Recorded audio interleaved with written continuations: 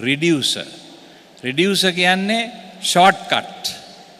ගොඩාක් දේවල් කරන්න ඕනේ නැහැ, මහන්සි වෙන්න ඕනේ නැහැ, සල්ලි හොයන්න ඕවා කරන්න ඕනේ නැහැ, බලයට එන්න ඕවා කරන්න ඕනේ නැහැ. පේනවනේ අපි දේශපාලන ලෝකෙ දිහා බැලුවම මොකද්ද වෙන්නේ කියලා. බලයට එන්න ඕනෑම වැරදි වැඩක් කරන්න පුළුවන්. බලයට එන්න. සල්ලි හම්බ කරන්න ඕනෑම වැරදි වැඩක් කරන්න පුළුවන්. ඒක හරිද වැරදිද? මේ කරන දේ නිත්‍යානුකූලද? මේ කරන දේ අනිත් අයට පීඩාවක්ද? ඒවා කල්පනා කරන්නේ නැහැ. ෂෝට්කට්. අද සමාජය තුළ තියෙන ලොකු ප්‍රශ්නයක් තමයි මේක. දැන් බලන්න අපි අවුරුදු 2කට ඉස්සෙල්ලා ඡන්දයක් තිබ්බනේ. තියලා ආණ්ඩුවක් පත් කරගත්තනේ. ඒ පත් කරගත්තට පස්සේ පහුවෙන්ද ඉඳලම පටන් ගන්නෙ මොකද්ද ව්‍යාපාරේ? මේගොල්ලන්ව පෙරලලා අපි බලයට එමු කියන එක තමයි ව්‍යාපාරේ. නෑ. අපි එකතු වෙලා රට හදමු.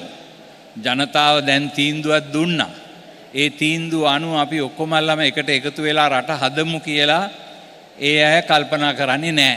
මුළු වෙලාවම කකුලෙන් අදින්න තමයි බලන්නේ. ඒක තමයි ෂෝට්කට් එක. බලයට තියෙන ෂෝට්කට් එක.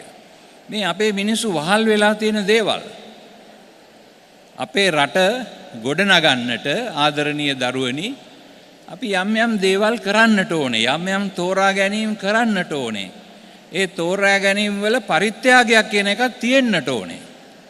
යුක්තිය සාධාරණත්වය කියන එක මේ ස්වීප් ටිකට් එකක් වගේ දිනා ගන්න පුළුවන් දෙයක් නෙවෙයි.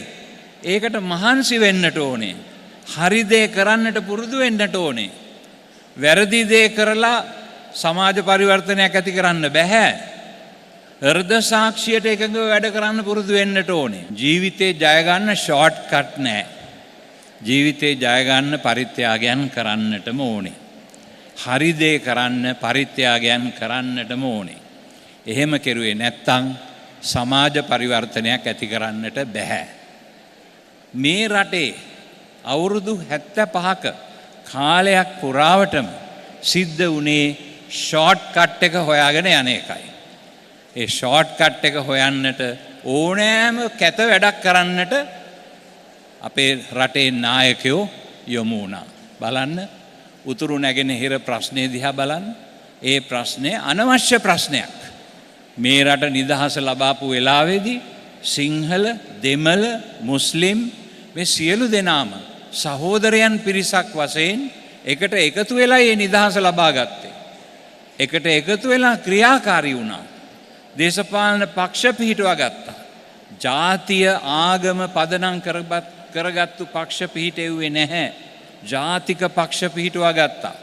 පිහිටුවාගෙන ලස්සනට රට පාලනය කරගෙන ආවා. හැබැයි 1956 ඉඳලා එක එහෙම් පිටින්ම බිමට කඩාගෙන වැටුණා. ෂෝට්කට් හොයන්න ගිය නිසා. ෂෝට්කට් හොයලා ලංකාව දියුණු කරන්න බෑ.